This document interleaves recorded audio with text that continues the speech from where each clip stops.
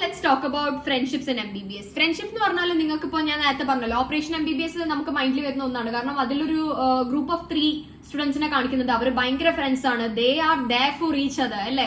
ഭയങ്കര സപ്പോർട്ടീവ്, ഭയങ്കര കെയറിങ്, ഭയങ്കര loving. They want to see each other grow.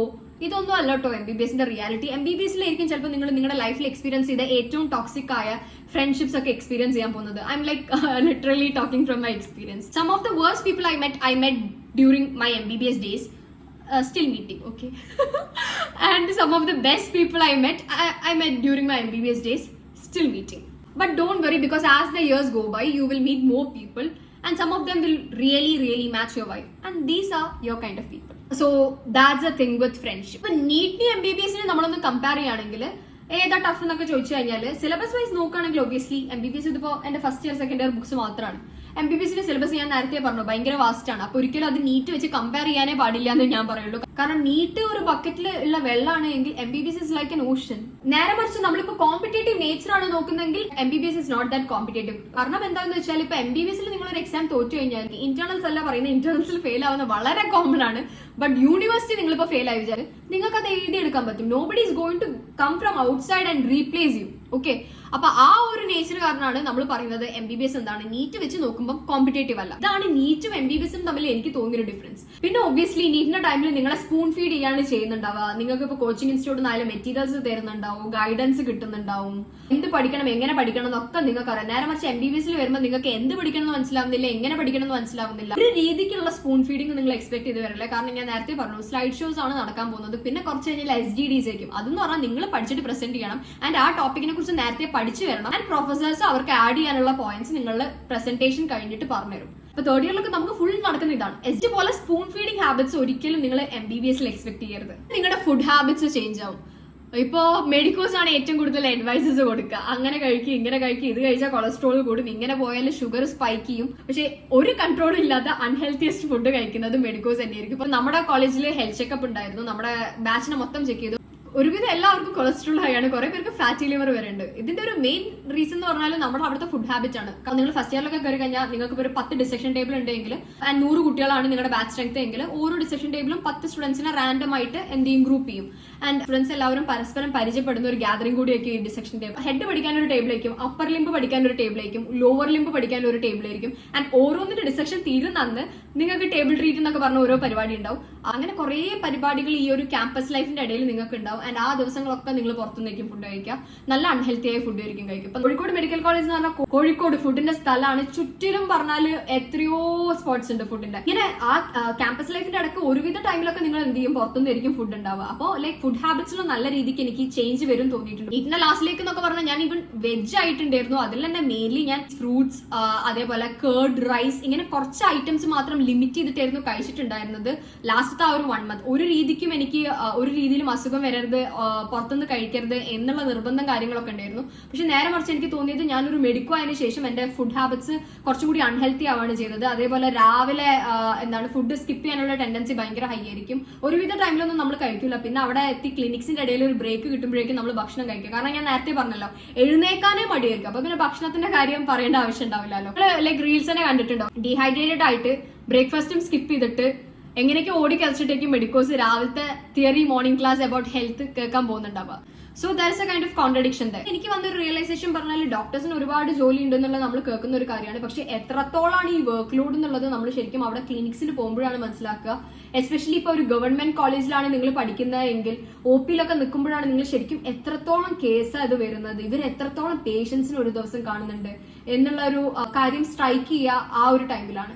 Especially medicine ഒക്കെ നിൽക്കുമ്പോൾ നിങ്ങൾ ശരിക്കും ലൈക്ക് വണ്ടർ അടിക്കും, ഇത്രയും ഹെക്ടിക് ആയിരിക്കും, ഇത്രയും വർക്ക് ലോഡ് ഉണ്ടാവും എന്നുള്ള ഒരു രീതിയിൽ നിങ്ങൾ ഒബ്വിയസ്ലി ഷോക്ക് ആവും. എന്തുകൊണ്ടാണ് മെഡിക്കോസ് ഇത്ര അക്കാഡമിക്കലി പ്രഷറൈസ്ഡ് ആവുന്നത്, എന്താണ് ഡോക്ടേഴ്സിന് ഇത്ര വർക്ക് ലോഡ് ഉള്ളത്, എന്തുകൊണ്ടാണ് ഇന്ത്യത്തെ ഡോക്ടേഴ്സ് ഇന്ത്യനെ നമ്മുടെ കൺട്രീനെ സെർവ് ചെയ്യാതെ പുറത്ത് പോയി വർക്ക് ചെയ്യുന്ന എന്നുള്ളതിന്റെ കുറെ ആൻസേഴ്സ് ഒക്കെ നിങ്ങൾക്ക് ഇവിടെ ലൈക്ക് ക്ലിനിക്സിൽ നിൽക്കുമ്പോൾ മനസ്സിലാവും. കാരണം അത്രയും വർക്ക് ലോഡാണ്. ആൻഡ് ഇതുകൊണ്ട് തന്നെയാണ് എനിക്ക് തോന്നുന്നത് എന്റെ കുറെ ക്ലാസ്മേറ്റ്സ് ഫ്രണ്ട്സ് ഒക്കെ USMLE പ്ലാബിനൊക്കെ പ്രിപ്പറേഷൻ തുടങ്ങിയിട്ടുണ്ട്. കാരണം ആ ഒരു രീതിക്ക് ഹെക്ടിക് ആണ് ഇവിടെ ഡോക്ടേഴ്സിന് പേഴ്സന്റെ ലൈഫ് എന്നുള്ളത് ഇവിടെ വന്നതിന് ശേഷമാണ് റിയലൈസ് ചെയ്തത്. And after joining MBBS I have developed more respect for doctors.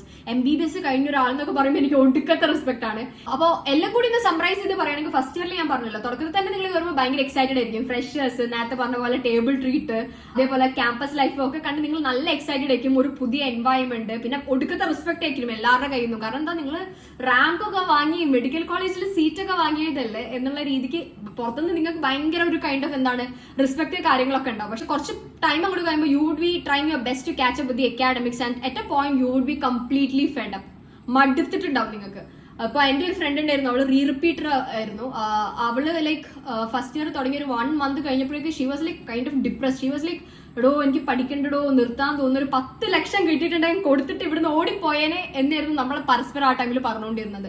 പിന്നെ കുറച്ച് കഴിഞ്ഞപ്പം ലൈക്ക് സിറ്റുവേഷൻസ് മാറിയതല്ല, നമ്മൾ അഡാപ്റ്റ് ആവുകയാണ് ചെയ്യുക. ഇപ്പൊ നമ്മുടെ അടുത്ത് ജൂനിയേഴ്സ് തന്നെ വന്ന് കംപ്ലൈന്റ് ചെയ്യുമ്പോൾ നമ്മൾ അതാ പറയാ, അവിടെ ഫസ്റ്റ് ഇയർ ഇങ്ങനെയാണ്, ലൈക്ക് എന്താ തുടക്കത്തിൽ നല്ല ബുദ്ധിമുട്ടുണ്ടാവും, പിന്നെ നിങ്ങൾ അഡാപ്റ്റ് ആയിക്കോളും എന്നുള്ള രീതിയിലാണ് പറയാം. പിന്നെ എനിക്ക് ലൈക്ക് സെക്കൻഡ് ഇയർ ഒക്കെ ആയപ്പോഴേക്ക് കുറച്ചും കൂടി ബെറ്റർ ആയി തോന്നി. കാരണം ഫസ്റ്റ് ഇയറിൽ എനിക്ക് ഡിസെക്ഷൻ വലിയൊരു താല്പര്യം ഉണ്ടായിരുന്ന കാര്യമില്ല.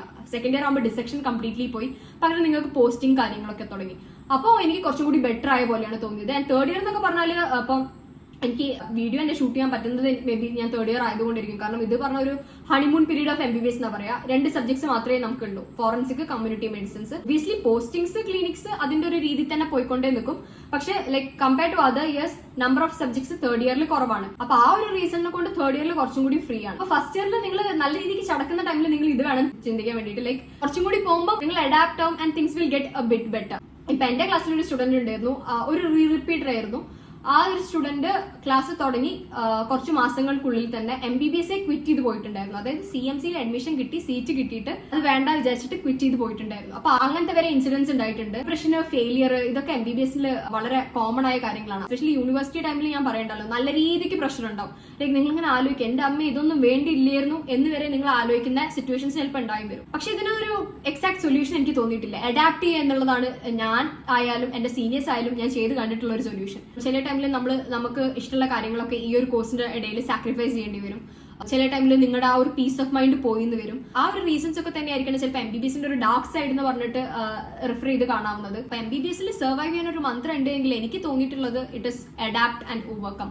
സോ നിങ്ങൾക്ക് MBBSനെ കുറിച്ച് സംവാട്ട് ഒരു ഔട്ട്ലുക്ക് കിട്ടിയിട്ടുണ്ടാവും എന്ന് വിചാരിക്കുന്നു. ഈ ഒരു വീഡിയോന്റെ മെയിൻ പേർപ്പസ് തന്നെ പറഞ്ഞാൽ നിങ്ങൾക്ക് മൂവീസ് അതേപോലെ വെബ് സീരീസ് ഒക്കെ തരുന്ന ഒരു കൈൻഡ് ഓഫ് സ്റ്റീരിയോ ടൈപ്സ് ഉണ്ടല്ലോ, അത് ബ്രേക്ക് ചെയ്യുക എന്നുള്ളതാണ്. ഇപ്പൊ ലൈക്ക് അർജുൻ റെഡ്ഡി ഫിലിമിൽ ഒരു സീൻ ഉണ്ട്. അതായത് ഈ മെയിൻ ക്യാരക്ടർ ക്ലാസ്സിലേക്ക് നടന്നു വരുന്നു, അപ്പം തന്നെ ക്ലാസ്സിലെ എല്ലാവരും എഴുന്നേറ്റ് നിൽക്കുന്ന, പ്രൊഫസേഴ്സ് വരെ ഭയങ്കര രീതിക്ക് പൊക്കി സംസാരിക്കുന്ന, പ്രൊഫസേഴ്സിന് തന്നെ ഇവന്റെ അടുത്ത് ബഹുമാനം, റെസ്പെക്ട്, പേടി കാര്യങ്ങള്, ഇതൊന്നും ലൈക്ക് ഒറിജിനൽ മെഡിക്കൽ കോളേജസിൽ നിങ്ങൾ എക്സ്പെക്ട് ചെയ്യരുത്. ആൻഡ് ഇതൊന്നും അനുകരിക്കാനും ശ്രമിക്കരുത്. കാരണം നിങ്ങൾക്ക് പണി കിട്ടും ഒബ്വിയസ്ലി. അങ്ങനെ ആംഗ്രീഷ്യസ് ഉള്ളൊരു സ്റ്റുഡന്റ് ഒക്കെ പ്രൊഫസേഴ്സിന്റെ അടുത്തോ സ്റ്റുഡൻസിന്റെ അടുത്തോ ഒക്കെ മിസ്ബിഹേവ് ചെയ്യുകയാണെങ്കിൽ പിറ്റേ ദിവസം ഒന്നെങ്കിൽ 6 മാസത്തേക്ക് സസ്പെൻഡ് ചെയ്യും, അല്ലെങ്കിൽ ചിലപ്പോൾ എക്സ്പെൽ ചെയ്തെന്ന് തന്നെ വരാം.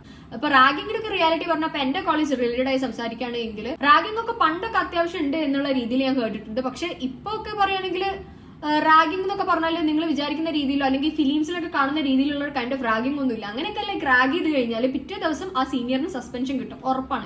ഞാൻ പേഴ്സണലി റാഗിംഗ് എക്സ്പീരിയൻസ് ചെയ്തിട്ടില്ല. അപ്പൊ എന്റെ ഫ്രണ്ട്സിൽ റാഗിംഗ് എക്സ്പീരിയൻസ് ചെയ്തവരുണ്ട് എങ്കിൽ കൂടെയും അവരൊക്കെ ഫ്രണ്ട്ലി ആയ രീതിയിലാണ് അതെടുത്തത്.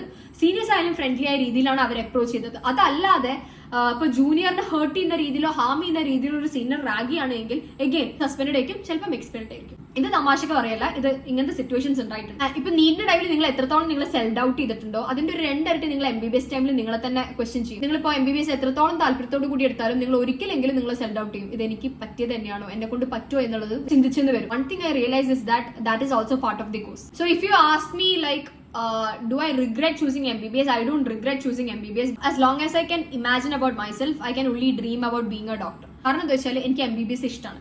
കരച്ചിലായാലും ഭയങ്കര ഹെക്ടിക് ഷെഡ്യൂൾ ആയാലും ഭയങ്കര സ്ട്രെസ് ആയാലും ഒക്കെ നമ്മൾ ഈ ഒരു കാര്യം പേഴ്സ്യൂ ചെയ്യാനുള്ള ഒരു റീസൺ എന്ന് പറഞ്ഞാൽ നമുക്ക് ഇതിനോട് ഒരു താല്പര്യം ഉള്ളത് കൊണ്ടാണ്. സോ പറഞ്ഞു വരുന്നത്, താല്പര്യം ഉണ്ടെങ്കിൽ മാത്രമേ MBBS ചൂസ് ചെയ്യാൻ പാടുള്ളൂ. So MBBS is for those who cannot imagine doing anything other than medicine. ഇപ്പൊ നിങ്ങൾ നീറ്റൊക്കെ ക്രാക്ക് ചെയ്ത് അലോട്ട്മെന്റ് ഒക്കെ വെയിറ്റ് ചെയ്ത് നിൽക്കുന്ന സ്റ്റുഡൻസ് ആണെങ്കിൽ ചിലപ്പോൾ ഈ വീഡിയോ കാണുമ്പോൾ നിങ്ങൾക്ക് തോന്നും ഇതെനിക്ക് പറ്റിയത് തന്നെയാണോ, MBBS വേണോ എന്നൊക്കെ തോന്നുകയാണെങ്കിൽ നിങ്ങൾ മനസ്സിലാക്കേണ്ടത് MBBS നിങ്ങൾ നിങ്ങളുടെ ഇഷ്ടത്തോടു കൂടിയാണ് ചൂസ് ചെയ്തതെങ്കിൽ MBBS സർവൈവ് ചെയ്യാൻ പറ്റും. ആൻഡ് ഓൾസോ MBBSന്റെ നെഗറ്റീവ് കാര്യങ്ങളാണ് ഞാൻ ഈ വീഡിയോയിൽ ഫോക്കസ് ചെയ്ത് സംസാരിച്ചത്.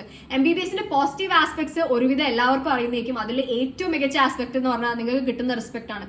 The level of respect I receive during my repeat year and after cracking NEET was something else. നിങ്ങൾ ആ വൈറ്റ് കോട്ട് ഇട്ട് ക്ലിനിക്സിൽ കയറി കഴിഞ്ഞാൽ അവിടെയുള്ള പേഷ്യൻസിന് നിങ്ങൾ സ്റ്റുഡന്റ് അല്ല, നിങ്ങൾ മെഡിക്കൽ സ്റ്റുഡന്റ് അല്ല, നിങ്ങൾ ഡോക്ടറാണ്. അവർ നിങ്ങളെ ഡോക്ടർ എന്നാണ് വിളിക്കുക.